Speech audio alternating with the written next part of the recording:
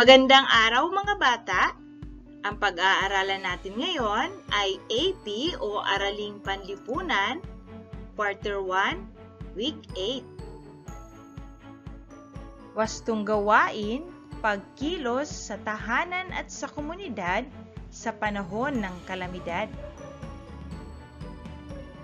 Mahalagang malaman at maunawaan mo ang kahalagahan ng kinabibilangan mong kapaligiran at matukoy ang mga uri ng panahon sa iyong komunidad. Mahalaga ring malaman ang mga natural na kalamidad o sakuna upang malaman at maunawaan ang epekto nito sa iyong komunidad. Gawain sa pagkatuto bilang isa. Tingnan at suriin ang bawat larawan. Sa unang larawan, saan kaya sila papunta? Makikita natin sa larawan na ang mga bata ay naka-uniform, kaya sila ay pupunta sa paaralan. Bakit sila nakapayong? Sila ay nakapayong dahil umuulan at makikita rin sa larawan na bumabaha.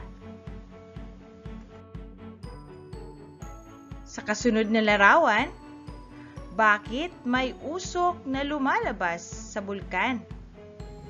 May usok na lumalabas sa bulkan dahil ito ay sumasabog. Sa ikatlong larawan, ano kaya ang nangyari sa mga puno sa bundok? Ang mga puno sa bundok ay pinutol. Gawain sa pagkatuto bilang 2. Kompletuhin ang nawawalang letra sa loob ng kahon upang mabuo ang mga salita. Isulat ang sagot sa sagutang papel. Sa unang bilang, yumayanig ang paligid. Patlang ang mga gusali.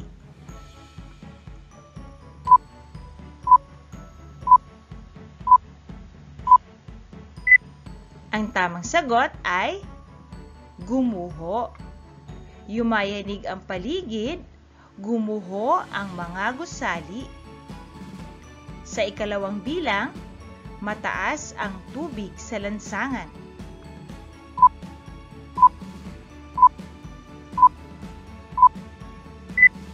Ang tamang sagot ay baha. Sa ikatlong bilang, umaapoy ang bundok.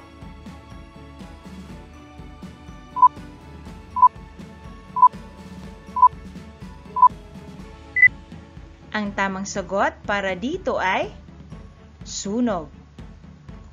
Sa ika-4 na bilang, malakas na hangin na may kasamang ulan.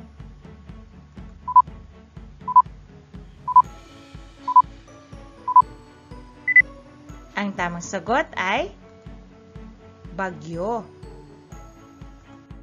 Dumako naman tayo sa gawain sa pagkatuto bilang 3. Buuin ang krosigrama ng iba't ibang anyong lupa at tubig. Kopyahin ito sa kwaderno. Narito ang krosigrama. Gagawin nating gabay ang mga larawan sa pagsagot nito. Narito ang mga sagot. Bulkan, bundok, ilog. Ganito din ba ang iyong sagot? Kung ganito din ang iyong sagot, ikaw ay tama. Ang komunidad ay may iba't ibang kalamidad o sakuna na nararanasan at ang bawat kalamidad o sakuna ay mayroong epekto sa mga tao, bagay, hayop at sa ating kapaligiran. Narito ang iba't ibang uri ng kalamidad o sakuna at epekto nito sa ating komunidad. Tingnan mabuti ang larawan ng baha. Ang pagbaha ay dulot ng malakas at tuloy-tuloy na pag-ulan at pagtaas ng tubig. Sanhi ito ng pagpuputol ng puno at pagmimina sa kagubatan. Dahilan upang di makapasok ang mga bata sa paaralan. Narito naman ang larawan ng lindol. Ang lindol ay ang pagyanig ng lupa sanhi upang masira ang mga istruktura, bahay at kalsada ng isang komunidad. Ito naman ay larawan ng bagyo.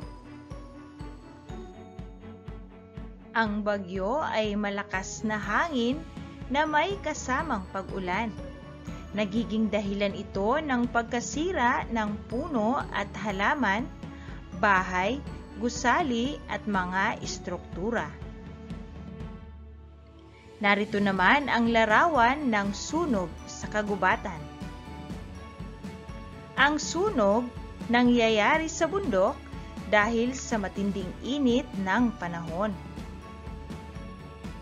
Ito naman ang larawan ng pagguho ng lupa. Ang pagguho ng lupa ay sanhi ng paglambot ng lupa dahil sa matinding pag-ulan. Nangyayari ito dahil sa pagputol ng mga puno o pagmimina. Ang larawang ito ay pagsabog ng bulkan. Ang pagsabog ng bulkan ay nagiging dahilan ng pagkasira ng ating kapaligiran. Maaari itong magdulot ng sakit dahil sa abo nito na nalalanghap ng mga tao. Nagdudulot din ito ng lindol. Ngayong alam mo na ang iba't ibang kalamidad at ang mga epekto nito, gawin naman natin ang gawain sa pagkatuto bilang 4. Punan ng tamang sagot ang patlang sa bawat item. Piliin ang titik ng tamang sagot. Isulat ang sagot sa sagutang papel. Sa unang bilang, ang pagpuputol ng mga puno at pagmimina sa kagubatan ay nagdudulot ng patlang. A. Ulan. B. Lindol. C. Bagyo. At D. Pagguho ng lupa.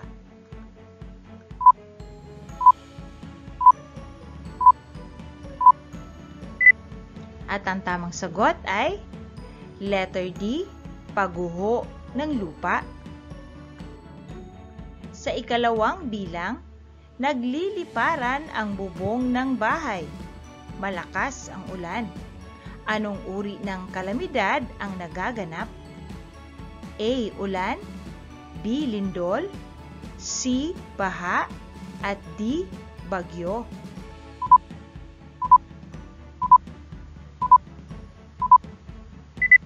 Ang tamang sagot ay letter D. Bagyo. Gawain sa pagkatuto bilang 5. Ayusin ang mga letra sa loob ng bahay. Isulat ang nabuong salita sa papel. Para sa gawaing ito ay aayusin natin ang mga letra sa loob ng bahay.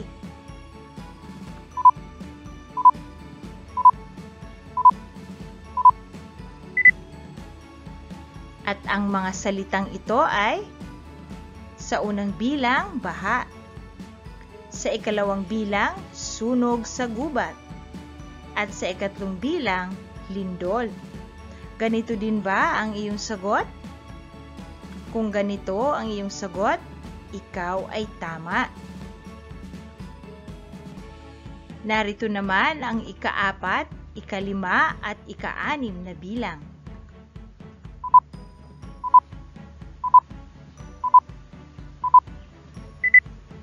Ang sagot sa ika-4 na bilang ay bagyo. Sa ika-5 bilang, pagguho ng lupa. At sa ika-6 na bilang, pagsabog ng bulkan. Ating tandaan, may mga natural na kalamidad o sakuna na nagaganap tulad ng lindol, baha, sunog sa gubat, bagyo, pagsabog ng bulkan at pagguho ng lupa. Ito ay nagdudulot ng iba't ibang epekto sa anyong lupa, tubig at sa tao. Nasisira nito ang mga puno at halaman, kagamitan, bahay, gusali at iba pa. Nagdudulot din ito ng sakit sa mga tao at kung minsan ay kamatayan. Gawain sa pagkatuto bilang 6. Isulat ang mga hakbang na pwede mong gawin kung may bagyo, baha at lindol. Isulat ito sa tamang pagkakasunod-sunod. Gawin ito sa iyong kwaderno. Para sa gawaing ito ay gagawa tayo ng hakbang kung ano ang dapat nating gawin kung may bagyo, baha at lindol. Narito naman ang mga halimbawang sagot para sa bagyo. Mag-stock ng pagkain, tubig, first aid supply. I-monitor ang balita sa telebisyon at radyo at lumikas kung kinakailangan. Narito naman ang sa baha. Alamin ang balita ukol sa panahon. Alamin ang plano ng komunidad ukol sa paglikas at bago lumikas, siguraduhing nakataas ang mga gamit sa bahay at nakapatay ang mga switch ng kuryente. Narito naman ang sa lindol. Kapag nasa loob ng gusali o bahay, gawin ang duck, cover, and hold. Umiwas sa bintanang may salamin at mabigat na aparador. Yumuko at magtago sa ilalim ng matibay na mesa at kumapit sa paa nito. Hanggang sa muli mga bata,